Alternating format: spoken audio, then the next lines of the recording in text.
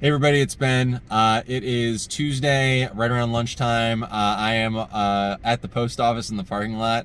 In the backseat behind me, you can sort of see the box of all the stuff I have to ship for eBay. This is quite a lot. Had a very busy weekend selling stuff, which is great because definitely want to get rid of some of the extras. I still have a ton of extras. Anyway, I'm gonna go do that. And then right here in a bag next to me, I've got just some random trade bait, a couple of Wii Sports, a GTA 5, and something else. I can't even think of it. Oh, Mario Kart on DS. And we're going to take advantage of the GameStop 30% trade-in bonus towards Metroid on Switch, because I want that game anyway. So I figure trade that stuff in and pay nothing for the game, and I'm into those games for like $5. So going to do that. A little bit later, I actually am going to go up to my buddy Jared's. I think he's opening a new store for games, so hopefully more details on that later in the video, and we're going to pull off some kind of trade. He has some things I want, I have some things he wants, but mostly I just want to see the space, so I'm going to share that with you as well. Anyway, if you're liking these videos, please make sure to hit the like button. It really helps the channel. All that stuff is really appreciated. We've seen some really nice new people join the channel, so thank you so much if you're a new subscriber. Anyway, that's it. Let's see what's in store. In case you don't believe me, here's what we're trading in. Wii Sports Resort, GTA 5, Mario Kart DS, Wii Sports. I'm probably into these games for at most like $5, probably less. They're probably extras from other trades and stuff like that. I'm thinking with the trade-in bonus, it's probably going to be like 60 something, so it should be more than enough to cover the game. But we'll see. This is all according to the website, and I never trust GameStop, so we'll see what happens. All right, so it's the evening. I'm back in the basement. At lunchtime, I did the trade thing at GameStop. Technically, no problem. I got the trade-in done. But, you know, I mentioned in the previous clip that GameStop likes to pull some shit, and you can't really trust them. And, like, they tried to charge me some refurb fees on some of the games, which I argued with them on a little bit. And you got to watch out for this stuff. You know, they offer these things, like these very appealing trades and stuff like that. But depending on who you're dealing with, they'll also try and pull some bullshit with you by claiming that a disc is messed up or something like that on discs that maybe have a nick or something here or there, but are clearly okay discs. Anyway, it's the evening. We're going to go up to that store now. I will take some video while I'm there, as long as that's okay. And let me show you real quick just the little trade bait box that I put together. First, we got a little bit of those junk GameCube games that didn't work previously. He had an interest in them, at least in the cases and stuff like that, so we're going to bring that stuff. And then we got a bin here, some random stuff, DS game, you know, Wii Sports, a bunch of NES games, GameCube games, good stuff that he'll want. I think I also may have a couple of handheld things upstairs that I'm going to bring. Just more trade bait things, you know, Nintendo stuff that he's typically looking for. So let's bring this in and see what we can get. All right, I'm here. It's Elkton, Maryland. This is on Pulaski Highway, Northeast Maryland. I'm going to show some signs in a second. Jared's got his shop run up. I've already looked at it. It's pretty cool. I'm going to show a little bit of the outside here first. He doesn't quite have his signage and stuff up yet, but just so you can maybe recognize it if you're driving up here.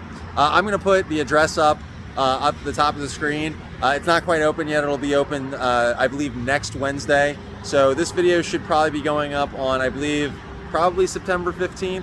I think it'll probably be open a week from now, approximately. Don't hold me to it. We're going to have, I'm going to put some more details in this video, like a Facebook link, as well as a link to his website, so you can find out more details. My recommendation is go to the Facebook thing so you can contact him directly and find more about the store. I'm going to take some more shots out here and then we'll go inside.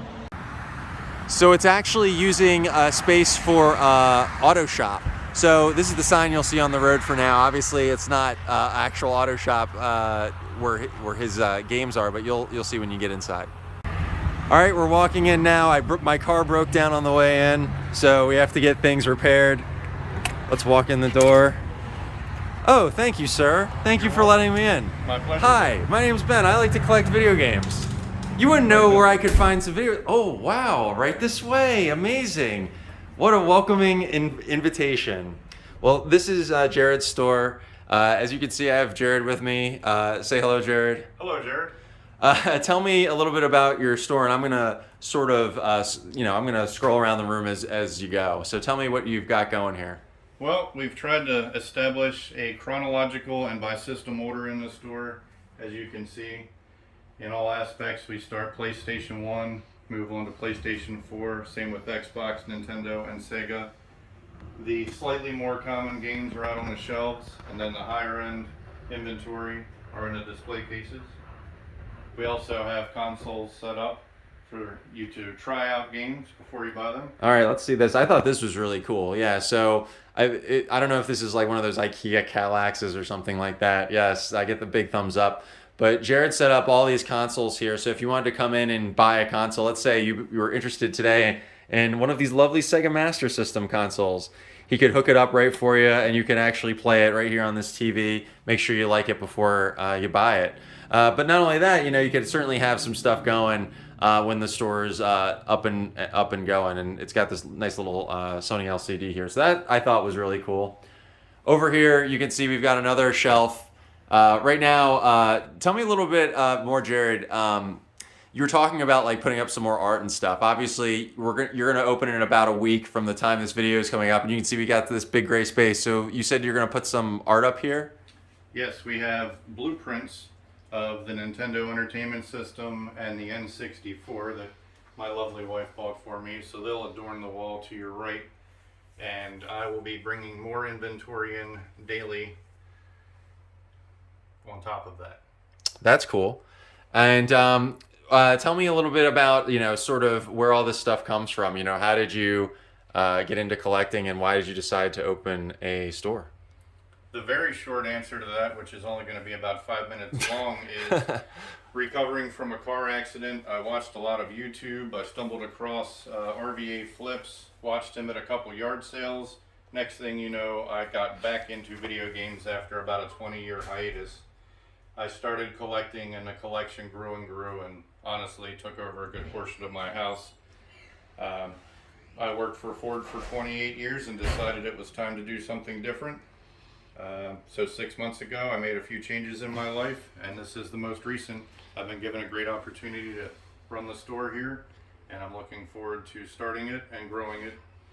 But it ultimately started as a collection, and it's turned into a retail area. So.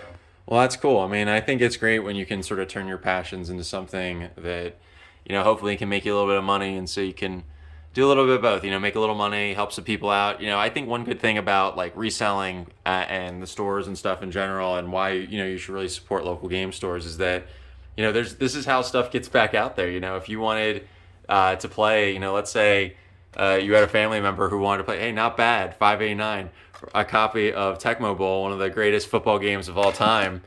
Somebody's got to take that stuff, clean it up, get it repaired, get back out there.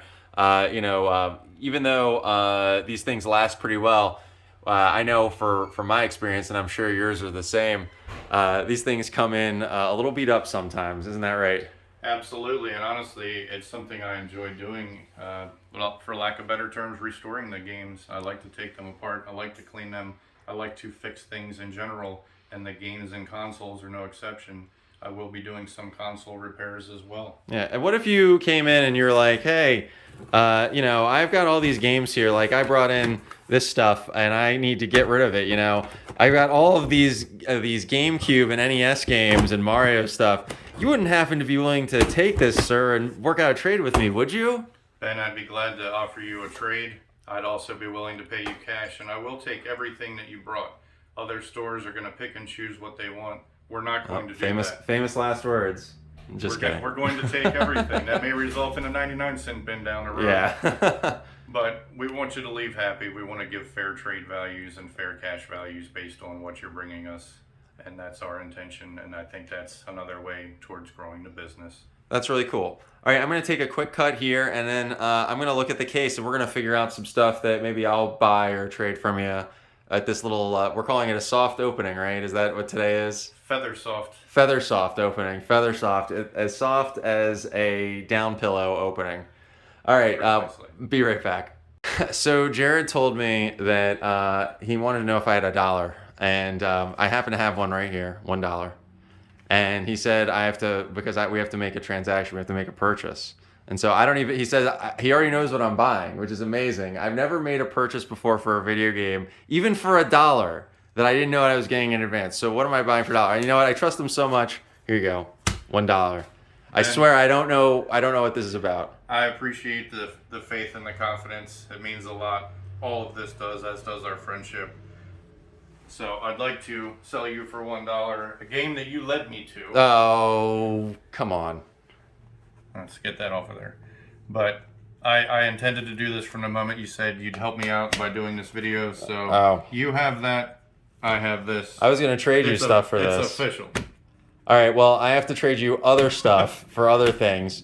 But thank you very much. Awesome game. I just got Parasite Eve 1, so now I have Parasite Eve 2. I was actually I legitimately was planning to trade you things to get this game today. But I tell you what, look, fortunately, I got this whole bin of things that you can make a lot of money on. So I will trade you a whole bunch of stuff and we'll work something out. And maybe I'll even buy some things too. So I don't feel like such a jerk for taking a great game for $1. So anyway, let's go look through the case real quick. All right, so I'm just gonna scroll through we'll call this, what do you call this? The premium case, the premier case, platinum case. What are we calling it? We don't have a name yet, but we'll come up with one before the end of the night. Yeah, there's definitely. I mean, the prices are quite reasonable. I mean, obviously, Jared's not gonna sell you Mario Party 5 for $5, but these are very reasonably priced. And I know Jared, of course, takes really good care of this stuff, and I've seen personally how he puts care into things before he moves them on. Really good, cool games here. Manhattan Project, awesome game. Really underrated, probably better than TMNT 2. There's a Mike Tyson's Punch Out. Spoiler alert, one of the games I have to trade, if he's interested, is a Pokemon Ruby, I think, on Game Boy Advance. Over here, N64 stuff, really nice looking boxed War Gods. That's pretty cool. I don't know if I got that one in the box. Got your Conquer, so really good stuff there. A couple Majoras, Axelay, really cool game. I just picked that up myself at a con. What is this? Imperium? Well, that's a hard to find SNES game. And then of course down here we've got PS1, which is really hot right now. The game everybody wants at the moment, Silent Hill 174. I got it already, so I don't need it. Diablo 108. I mean, that's what these things are going for right now. But Jared's got them right here, so you could have it yourself. That could be in your home, and you could trade them things to get it, or pay cash.